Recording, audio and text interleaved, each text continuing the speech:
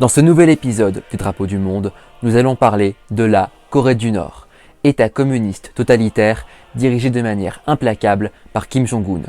La Corée du Nord, l'un des pays les plus fermés et misérables de la planète, où la population souffre de malnutrition, parfois même de famine.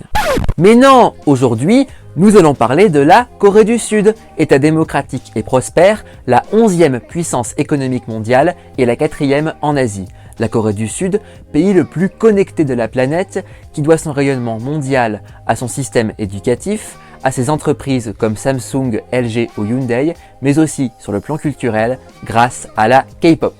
En fait, pour ce 42e épisode des Drapeaux du Monde, nous allons parler non pas d'un, mais de deux drapeaux de pays, ceux des deux États coréens. Rappelez-vous, lorsque je me suis lancé dans l'aventure YouTube, ma toute première vidéo était consacrée à l'histoire de la péninsule coréenne.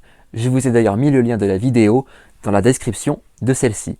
Et sans plus attendre, partons à la découverte des deux drapeaux coréens.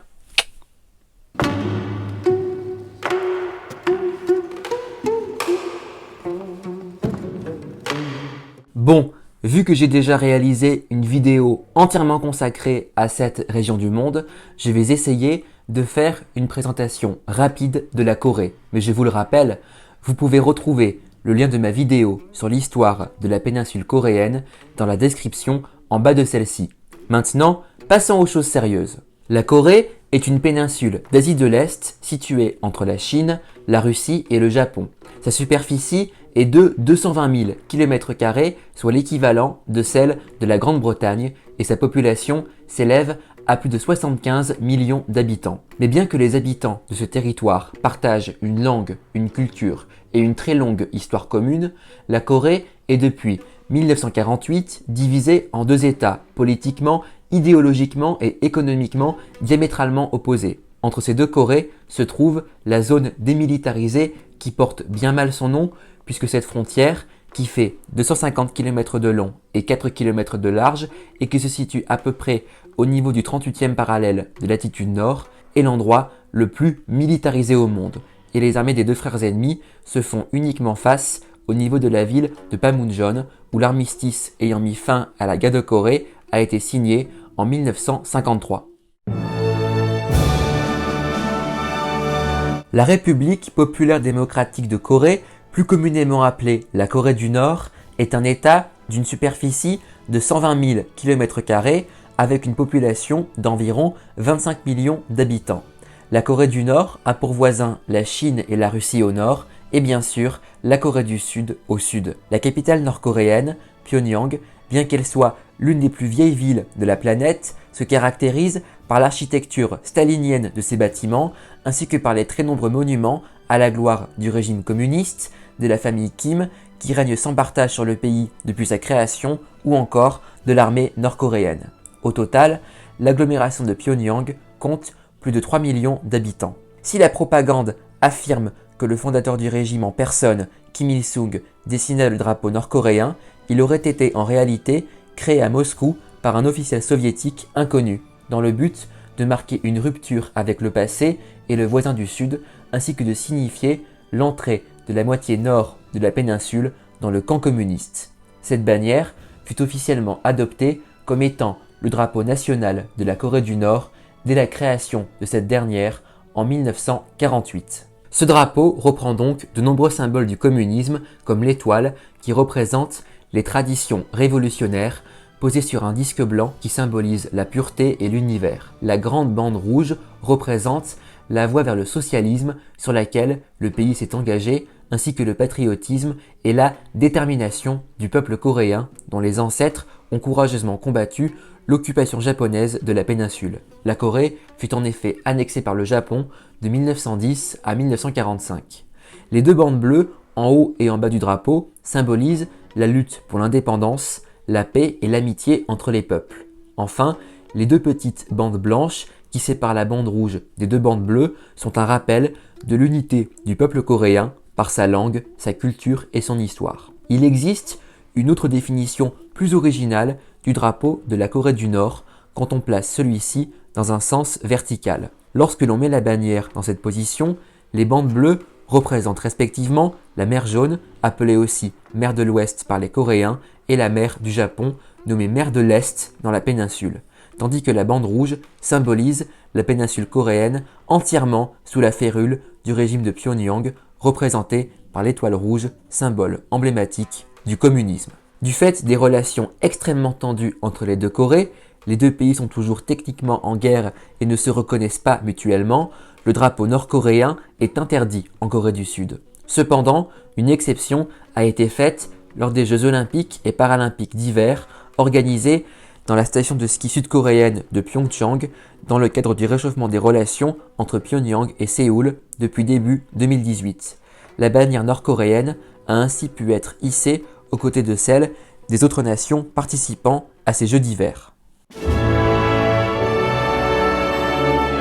La République de Corée, plus connue sous le nom de Corée du Sud, a une population plus de 2 fois supérieure à celle de son frère ennemi du Nord, soit quelques 51 millions d'habitants.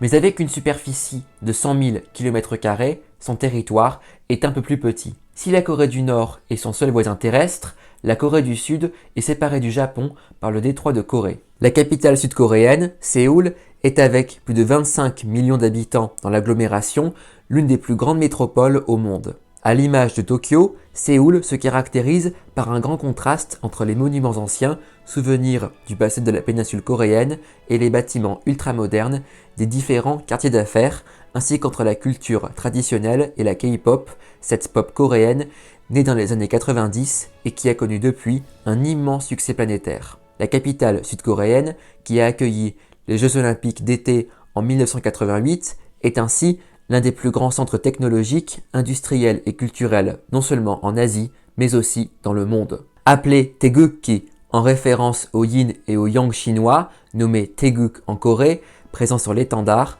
le drapeau sud-coréen est facilement reconnaissable grâce à ses symboles. Les origines de ce drapeau remontent à la fin du 19e siècle, en 1882 plus précisément. À cette époque, la Corée, dirigée depuis 5 siècles par la dynastie Joseon, commençait à peine à sortir d'une longue période d'autarcie politique et économique quasi absolue. L'adoption d'un drapeau national avait notamment pour but de permettre à la Corée de mieux défendre ses intérêts face aux grandes puissances dans l'élaboration de nouvelles relations commerciales à une époque où ces grandes puissances, Japon, France, États-Unis, envoyaient régulièrement des expéditions pour forcer la dynastie Joseon à ouvrir les ports de la péninsule aux bateaux étrangers. L'autre objectif était de créer un drapeau représentatif de la nation coréenne, pouvant être différencié de celui du grand voisin chinois.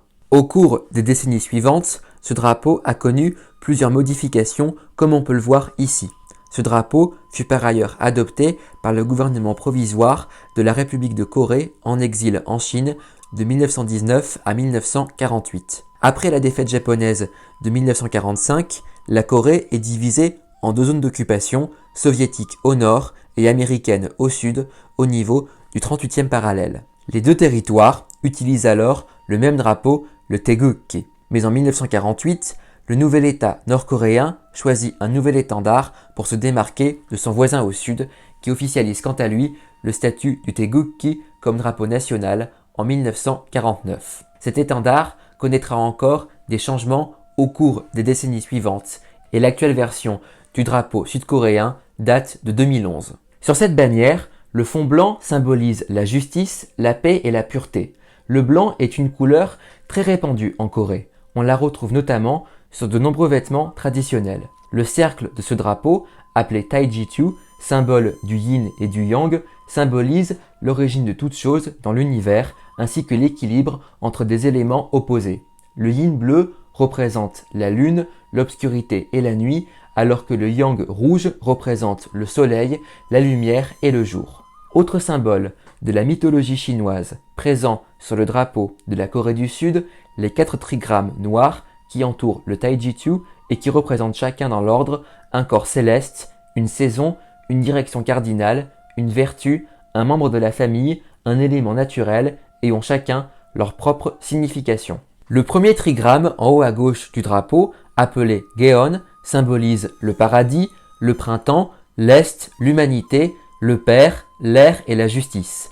Le second trigramme en haut à droite, appelé aussi Gam, représente la lune, l'hiver, le nord, l'intelligence, le fils, l'eau et la sagesse.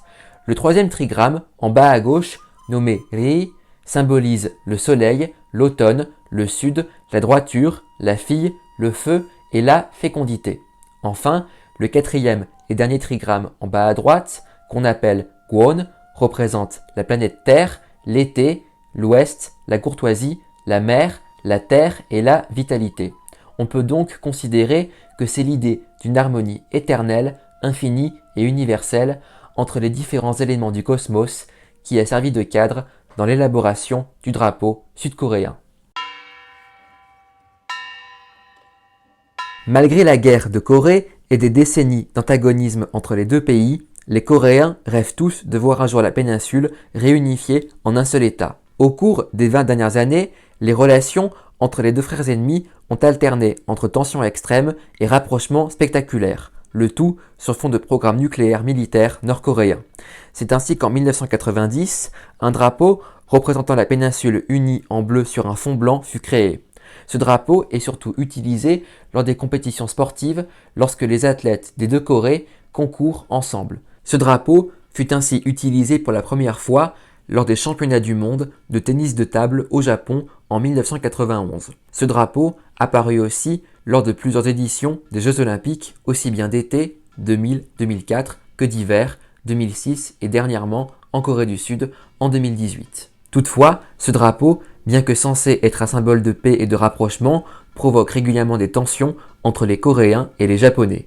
Il existe en effet 3 versions du drapeau de la Corée unifiée.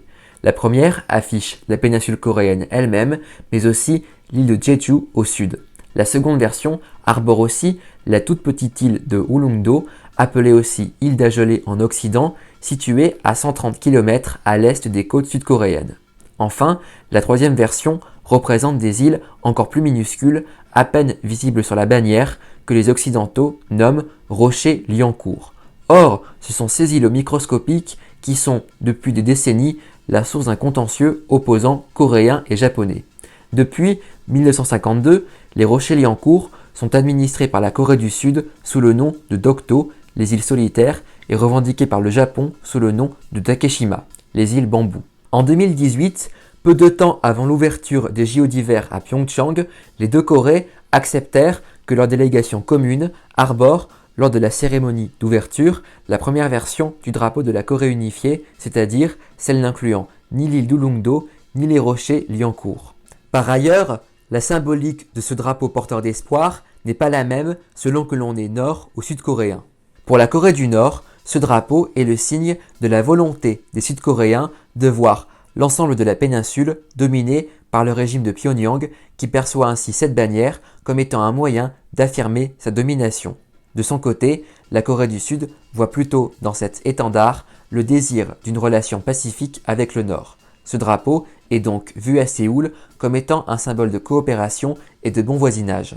Ce qui est sûr, c'est qu'il faut souhaiter qu'en dépit de décennies de divisions et de tensions, et malgré le gouffre gigantesque qui sépare les deux peuples en matière de niveau de vie, de conception de la société et de régime politique, la Corée du Nord et la Corée du Sud parviendront à surmonter les traumatismes du passé et à se réconcilier durablement, voire pourquoi pas, à se réunir pour former de nouveau un seul et même pays.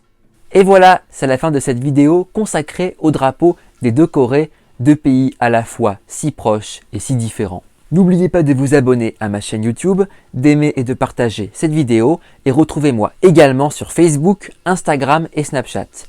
Pour le prochain épisode des Drapeaux du Monde, changement de décor, puisque nous partirons en Amérique centrale à la découverte du drapeau du Costa Rica. D'ici là, prenez bien soin de vous. À bientôt les amis!